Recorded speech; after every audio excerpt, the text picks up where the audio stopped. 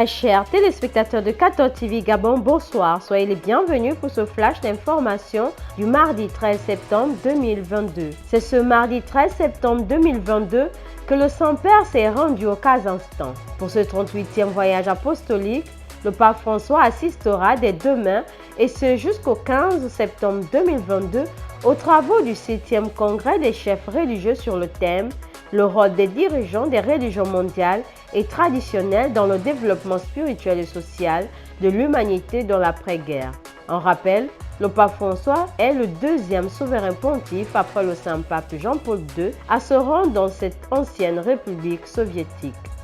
Ce mardi 13 septembre 2022, la rédaction de 14 TV Gabon a reçu sur son plateau M. Franz Reverdy Saint-Grégoire, trésorier général archidiocésain du mouvement Cœur Vaillant, âme vaillante.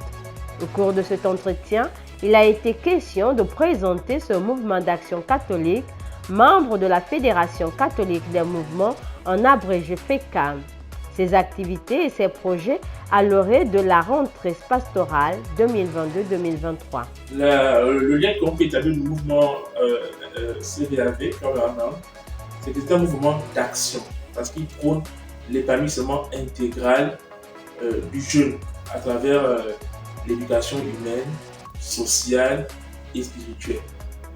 Au travers du sketch, des mimes, des danses, des chants et de l'apprentissage. L'année dernière, nous avons d'abord eu nos deux grands conseils. Nous avons renouvelé nos bureaux. Nous avons eu le conseil national qui a vu l'élection de Marius Léclugie au poste de responsable national et celui de Arnaud Charles-Maslany au poste de coordinateur archidiocésain. Ajouté à cela, nous avons abrité exclusivement une rencontre régionale au Gabon. Nous avons eu la participation de nos frères centrafricains, de nos frères camerounais, de nos frères congolais, de nos frères guinéens.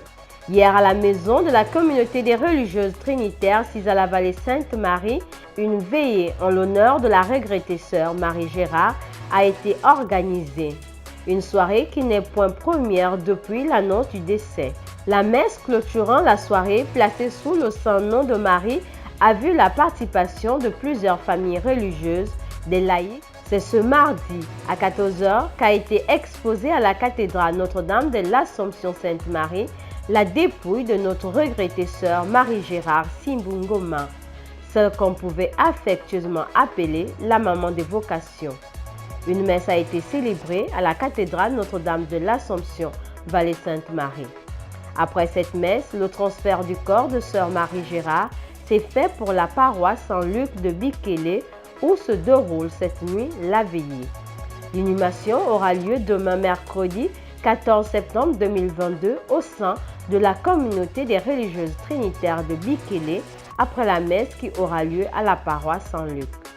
Confions au Seigneur l'âme de sœur Marie Gérard.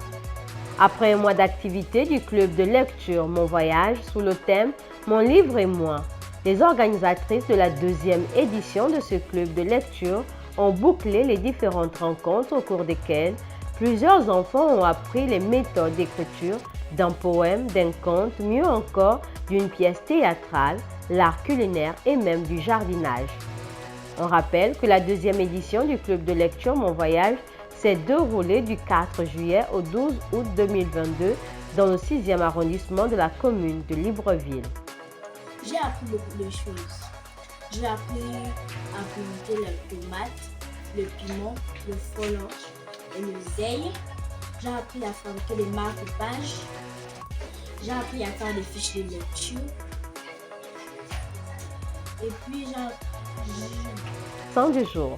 Il est passé à l'histoire avec le surnom de Bouche d'or pour sa merveilleuse capacité de parler des choses de la foi.